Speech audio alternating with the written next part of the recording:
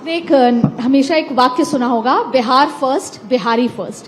और ये सिर्फ एक वाक्य नहीं है, ये बिहार के युवा नेता चिराग पासवान का मिशन है। अपने पिताजी की विरासत को आगे बढ़ाते हुए वो ना सिर्फ दलित समुदाय के नेता बने, बल्कि बिहार के युवाओं की उम्मीदों के चिराग भी बने। और वही चिराग पासवान आज मंच पे हमारे साथ मौजूद है। आपका बहुत बहुत स्वागत है सर। क्योंकि समय कम है तो मैं सबसे पहले सवाल, बिहार फर्स्ट बिहारी फर्स्ट, अब आगे क्या? पश्चिम बंगाल, उत्तर प्रदेश। मैं आपके प्रश्न का जवाब दूं उससे पहले मैं दिल से जेसी सर का धन्यवाद करना चाहता हूं। Wonderful sir. इन्होंने जिन खूबसूरत शब्दों से मेरा जिक्र किया, इनके साथ हमारा रिश्ता दशकों पुराना है। और ये कहना गलत नहीं होगा कि इन्होंने मुझे ग्रो करते हुए देखा। मेरे पिता के ना सिर्फ अच्छे मित्रों में से ये थे, बल्कि उनके सलाहकार की भूमिका में भी ये रहते थे। जब भी पिताजी को किसी भी विषय पे जानकारी लेनी हो या सुझाव चाहिए तो सबसे पहला फोन इन्हीं के पास जाता था। और इन्होंने भी हमेशा परिवार और एक सलाहकार दोनों भूमिका इतनी खूबसूरती से इन्होंने निभाने का काम किया। और आज जब मेरे पिता नहीं हैं, अगर वो होते तो शायद उन्हीं के मुख से ऐसे शब्द निकलते जो इन्होंने आज मेरे लिए कहे। उसके लिए हृदय की गहराइयों से बहुत बहुत धन्यवाद सर। दूसरा, मैं शब्दों में शायद कभी बयान नहीं कर पाऊंगा आज जितने हमारे वीर शहीद हैं, उनके परिवार के लोग यहाँ पर मौजूद हैं। इनकी भावनाओं का हम लोग सम्मान जरूर कर सकते हैं, पर मुझे नहीं लगता कि हम लोग कभी समझ पाएंगे इन्होंने क्या खोया और उसके बाद जिस गर्व के साथ समाज के सामने, देश के सामने, दुनिया के सामने ये अपने आप को प्रस्तुत करते हैं। मैं हृदय से इनको नमन करता हूं। और आज मुझे खुशी इस बात की है कि भारत 24 ने, मैंने हमेशा जब भी हम लोग इंडिपेंडेंस डे या रिपब्लिक डे आने वाला, मैंने हमेशा ये कहा है कि इन दिनों का महत्व तब है जब हम निरंतरता में अपने शहीदों को याद रखें और उससे ज्यादा जरूरी उनके परिवार वालों को याद रखें, जिसने सर्वोच्च अपना निछावर कर दिया हमारे लिए। अगर हम उनके परिवार के साथ उनके जाने के बाद समय नहीं बिता सकते तो कोई मतलब नहीं है। ऐसे में ये खूबसूरत काम भारत 24 कर रहा है, उसके लिए भी आपको बहुत बहुत बधाई। Sorry, now your question. तो सर, अब बिहार फर्स्ट बिहारी फर्स्ट की आप बात करते आए हैं। बिहार चुनाव निमट गया है, बहुत अच्छा प्रदर्शन आपका रहा है, लेकिन अब सुनते हैं कि आप विस्तार कर रहे हैं। तो अगला मिशन क्या है? बंगाल में 1.5 करोड़ से ज्यादा वोटर हैं बिहार के, और उत्तर प्रदेश। तो अगला मिशन एलजेपीआर का क्या है? देखिए, इतना जरूर है, मैं मेरे पिता के सपनों को पूरा करने के उद्देश्य के साथ आगे बढ़ रहा हूं। उन्होंने सपना देखा था एक विकसित बिहार का, साथ ही में पार्टी के विस्तार का भी। जहां विकसित बिहार की बात है, चुनाव आपने कहा हम लोग जीत कर आए। बिहार फर्स्ट बिहारी फर्स्ट का नारा देकर जनता ने अपना विश्वास मुझ पर, मेरे दल पर, मेरे गठबंधन पर जताने का काम किया। अब समय है उस विश्वास पर खरा उतरने का। तो यकीनन पहली प्राथमिकता मेरी बिहार फर्स्ट बिहारी फर्स्ट, जिन जिन वादों के साथ मैंने चुनाव में मैं उतरा था उन वादों को पूरा करूं।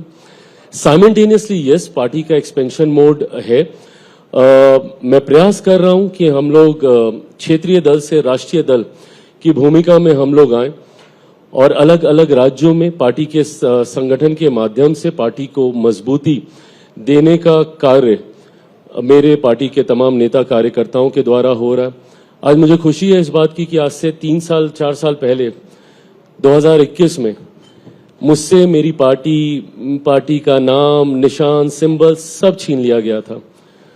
उस रात जितनी तकलीफ मुझे इस बात की थी कि मेरी पार्टी समाप्त हुई, उससे ज्यादा तकलीफ इस बात की थी कि पापा जहां कहीं होंगे वो इस बात को लेकर दुखी होंगे कि उन्होंने जिस खून पसीने से इस पार्टी को बनाया, शायद मैं उससे संभाल नहीं पाया।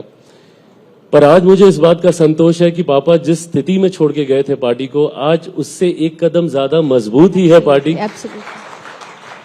आज मेरे 5 सांसद हैं, 19 विधायक हैं, 2 मंत्री राज्य में हैं, 1 राज्य मंत्री बिहार में है, एक विधायक मेरे झारखंड में है, 2 विधायक मेरे नागालैंड में है, तो धीरे धीरे धीरे पार्टी वो विस्तार कर रही है। आपने बंगाल को लेकर प्रश्न पूछा।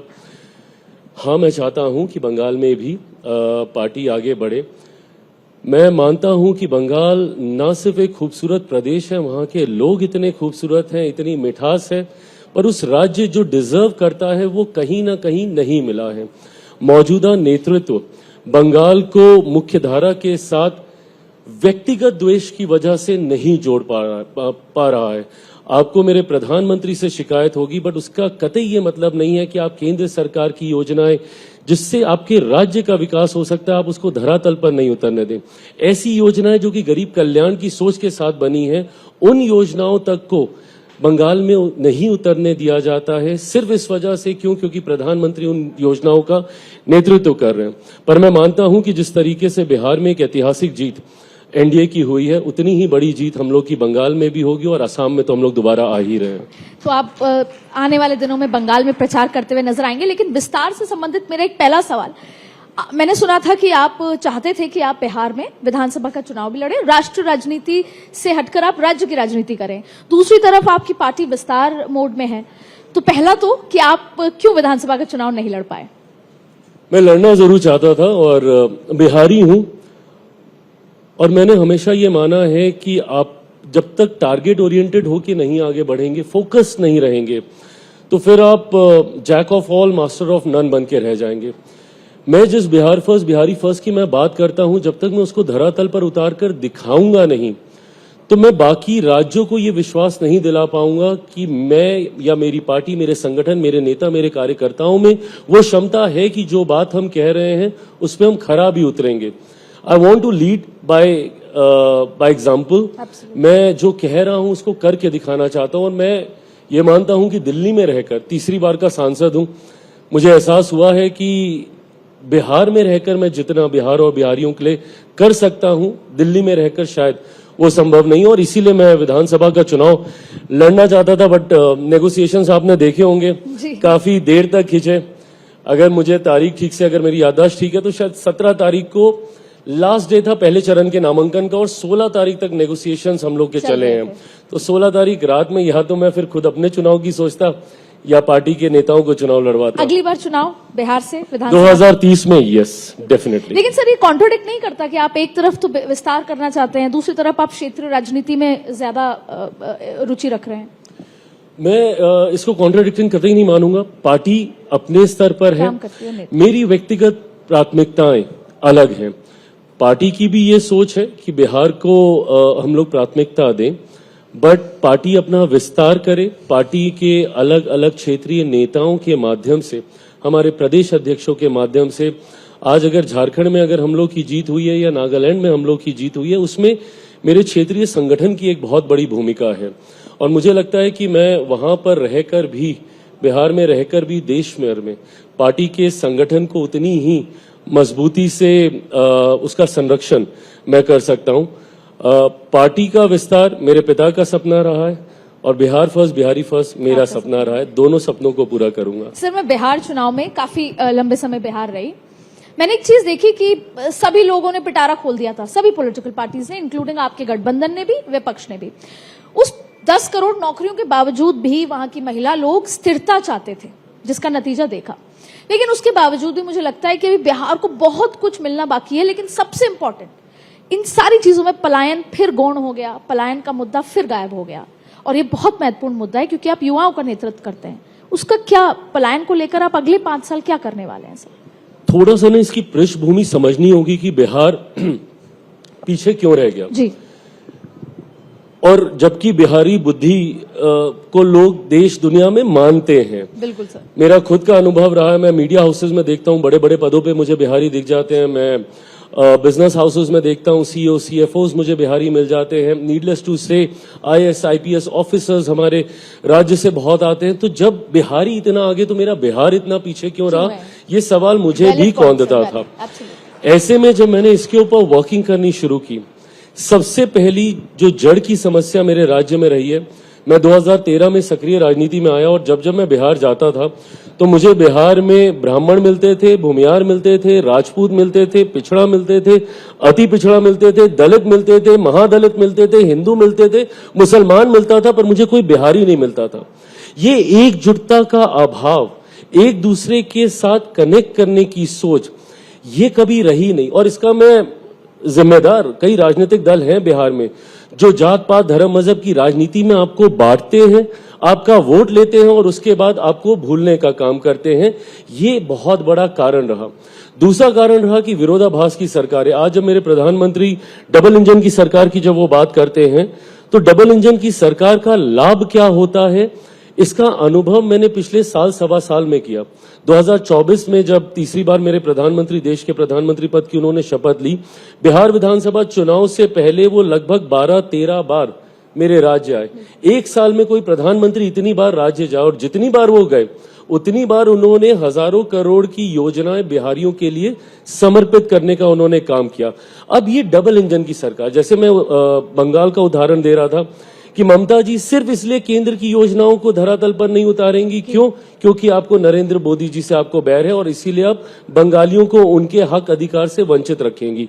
ये होता रहा था बिहार में। There was a point in time when on a stretch for 27 years अलग अलग सरकारें थी, केंद्र में कोई और सरकार, राज्य में कोई और सरकार। 2000 का ही दशक देख लीजिए, जब तक केंद्र में यूपीए की सरकार थी, बिहार में एनडीए की सरकार थी।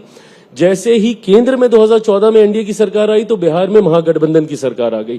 तो ये कॉन्ट्रडिक्शन ने बिहार को काफी पीछे रखा है। But coming back to your question, पलायन, ये मेरे लिए भी बहुत बड़ा कंसर्न रहा और मैंने बिहार फर्स्ट, बिहारी फर्स्ट में पलायन को लेकर मैंने बहुत स्पष्ट रूपरेखा तैयार की है कि किन किन बिंदुओं पर अध्ययन करके हम लोग न सिर्फ पलायन को रोक सकते हैं, बल्कि मैं उससे एक कदम और बढ़कर मैं रिवर्स माइग्रेशन चाहता हूं।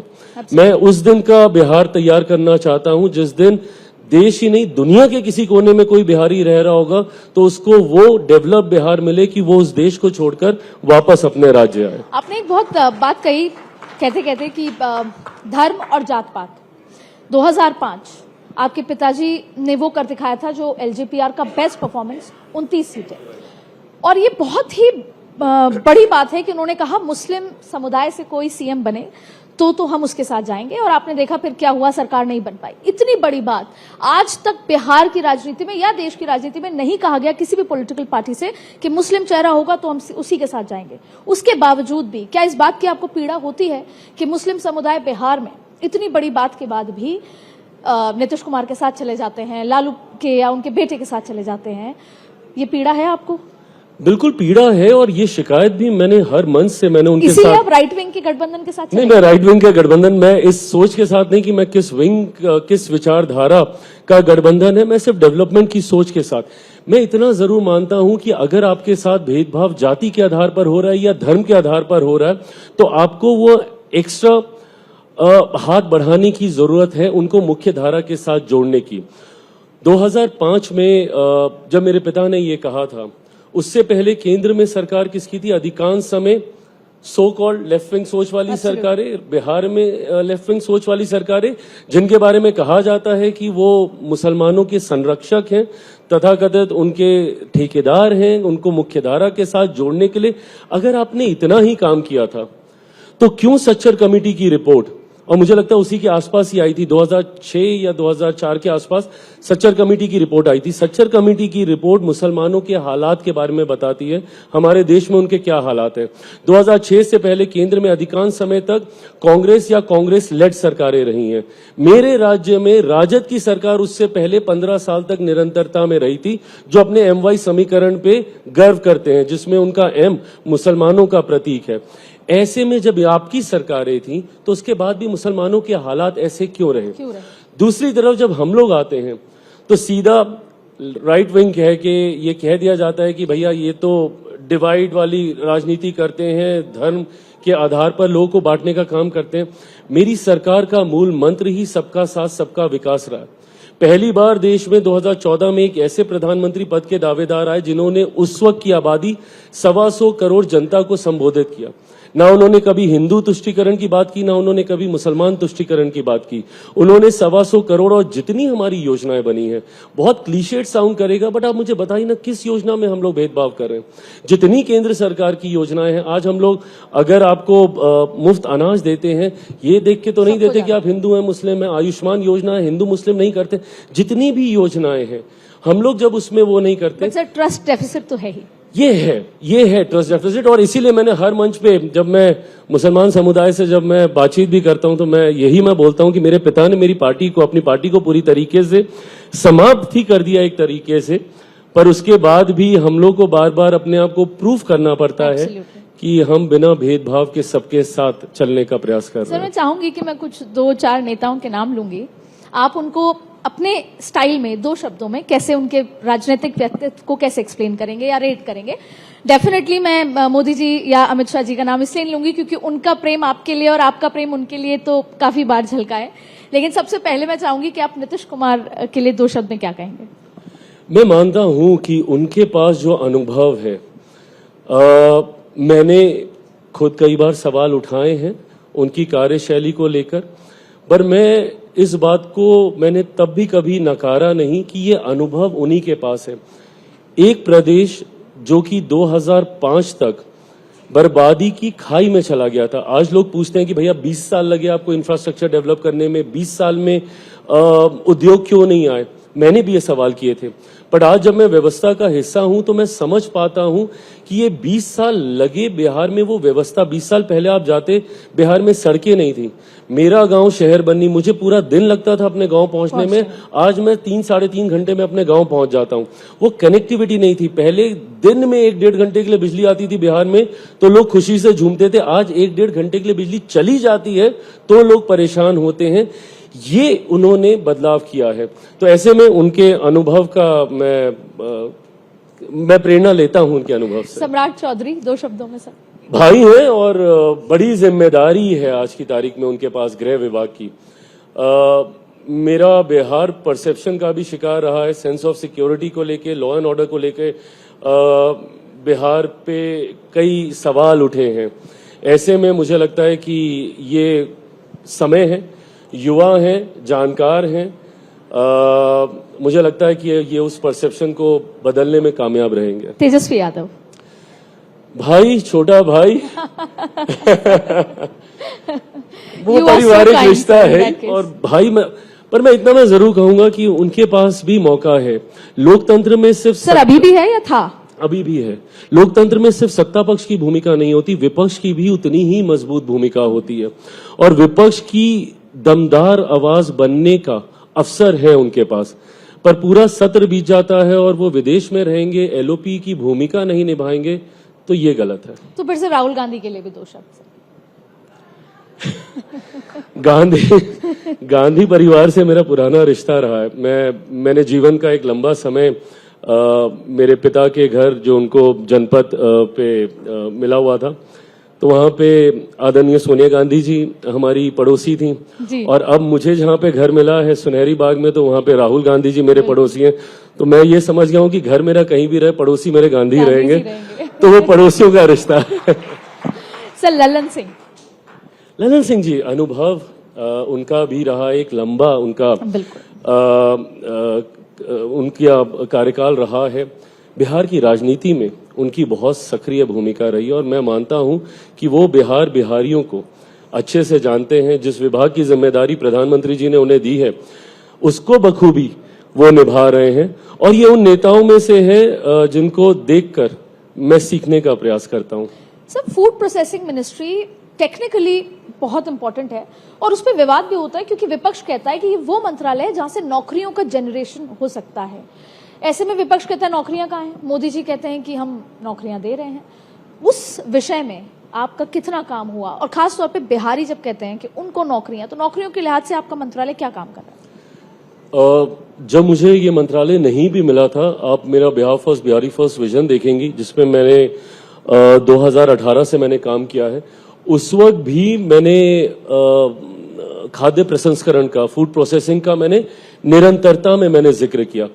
भारत कृषि प्रधान देश और भारत के कई राज्य, बिहार जैसा राज्य जिसमें मेजर सोर्स ऑफ इनकम, राजस्व, रेवेन्यू का स्रोत ही कृषि है, और देश की एक बड़ी आबादी किसानों की जो कृषि के साथ जुड़ी हुई है, फार्मिंग के साथ जुड़ी हुई है। मैं मानता हूं कि इस सेक्टर की एक अहम भूमिका है।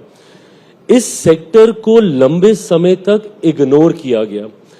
मैं कारण भी इसका समझता हूं क्योंकि एक समय ऐसा था जब देश में अनाज की कमी थी, तो पूरी प्राथमिकता हम लोगों की प्रोडक्शन पे गई। हरित क्रांति के माध्यम से, ग्रीन रेवोल्यूशन के माध्यम से हम लोगों ने प्रोडक्शन को हम लोग कैसे बढ़ाएं, इस पे हम लोगों ने लंबा समय तक हम लोगों ने ध्यान देने का काम किया। पर अब जरूरत है प्रोडक्शन के साथ साथ प्रोसेसिंग पे भी ध्यान देने की।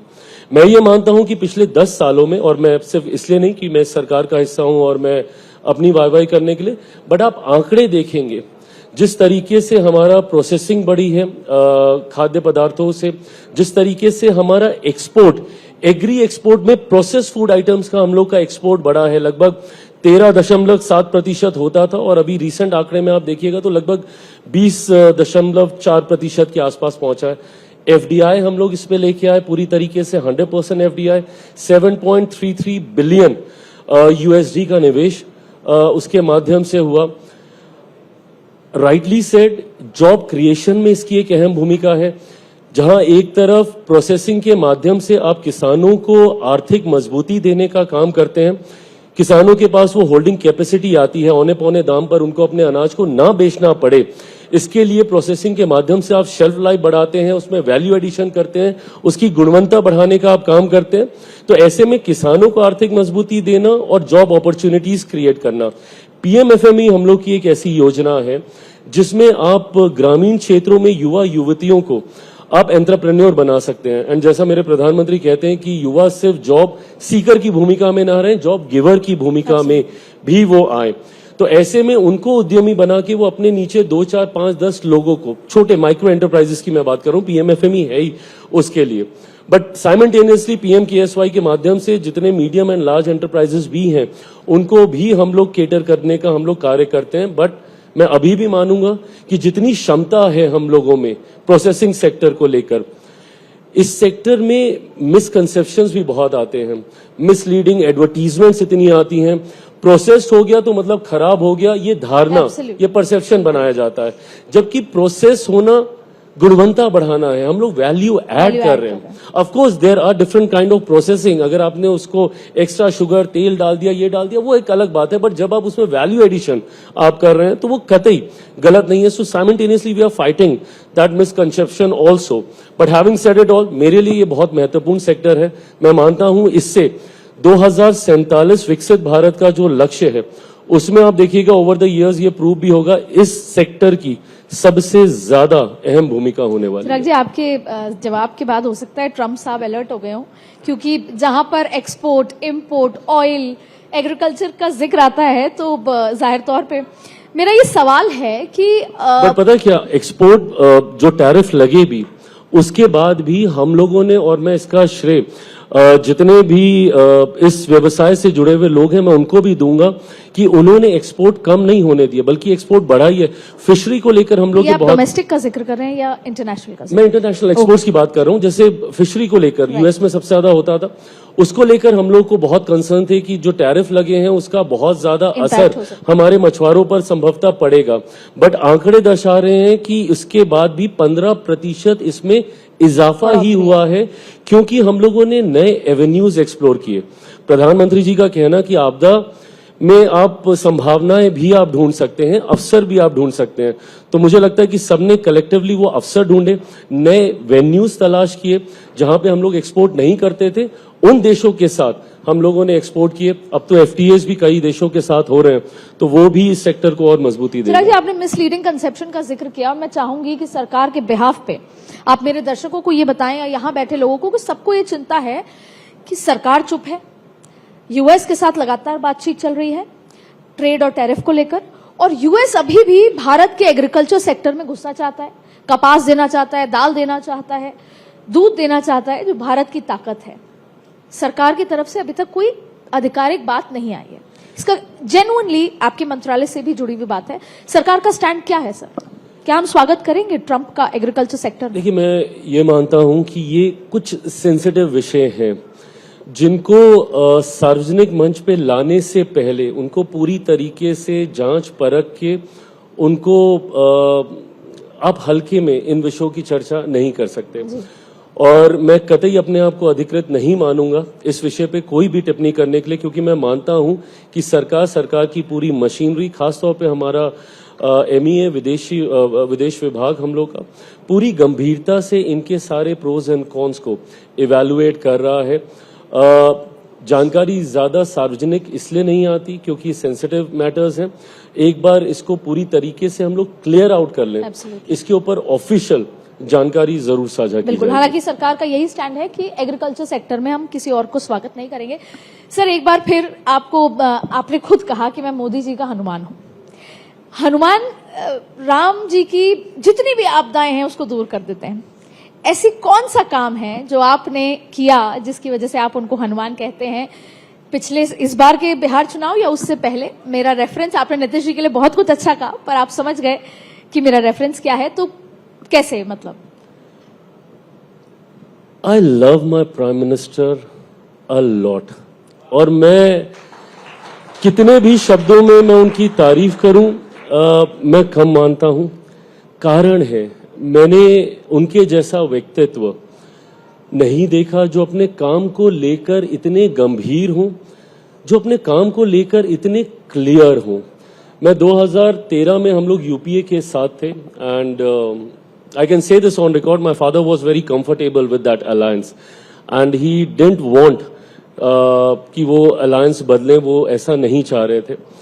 बट मैं उस वक्त प्रधानमंत्री पद के ये दावेदार थे। गुजरात के मुख्यमंत्री के तौर पर इन्होंने अपने आप को साबित किया था। अब ये वही भूमिका है जो मैं बिहार जाके निभाना चाहता हूं कि आपने एक एग्जाम्पल सेट करके दिखाया, गुजरात जैसे राज्य को एक विकसित राज्य बनाकर वहां पे सारी सुख सुविधा, इंफ्रास्ट्रक्चरल डेवलपमेंट, राजस्व बढ़ाना, अलग अलग प्रयोग करके आपने उस राज्य को उठाने का काम किया, आपने साबित किया अपने आप को।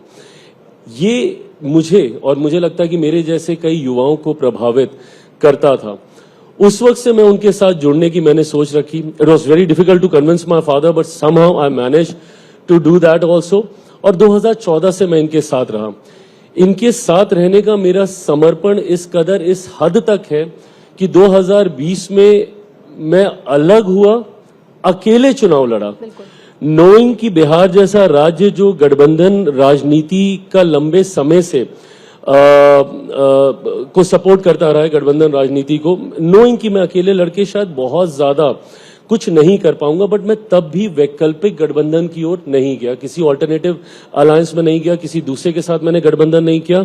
और तब भी मैं प्रधानमंत्री जी और उनके विचारों, उनकी नीतियों का मैं समर्थन करता रहा। और ये हनुमान वाला प्रकरण वहीं से आया, क्योंकि कुछ दलों को आपत्ति थी कि चिराग भले अकेले लड़ रहा है बट प्रधानमंत्री की तस्वीर का इस्तेमाल नहीं करेगा, उनकी बातों का। तो उस वक्त मैंने कहा था कि मुझे उनकी तस्वीर अपने पोस्टर होर्डिंग पे लगाने की जरूरत नहीं है, किसी दिन जरूरत पड़ेगी तो दिल चीर के दिखा दूंगा, उनकी तस्वीर मेरे दिल में बसती है। तो यहां से वो हनुमान वाला जिक्र आना शुरू हुआ। बट हाँ, मैं उनके व्यक्तित्व से बहुत प्यार करता हूं। जिस तरीके से मेरे पिता के जाने के बाद घर परिवार में जो भी हुआ, पर उन्होंने मुझसे, मेरे परिवार से कभी वो संपर्क नहीं तोड़ा।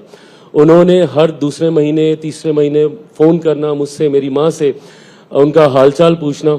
और जब मैं वापस गठबंधन में आया, जिस तरीके से एक पिता की तरह उन्होंने मुझे गले लगाकर, लिटरली गले लगाकर मुझे गठबंधन में वापस लिया, तो उनके व्यक्तित्व के ये कुछ ऐसे रूप हैं जिनकी वजह से मैं पूरी तरीके से उनके प्रति समर्पित हूँ। थैंक यू सो मच चिराग जी आपके इस इंटरेक्शन के लिए। और इंटरेक्शन खत्म होने के साथ ही बस एक शब्द है, गठबंधन में किंग बड़ा होता है या king maker?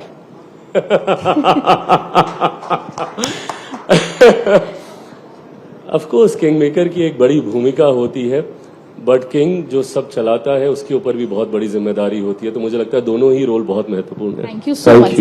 Thank you. Thank you.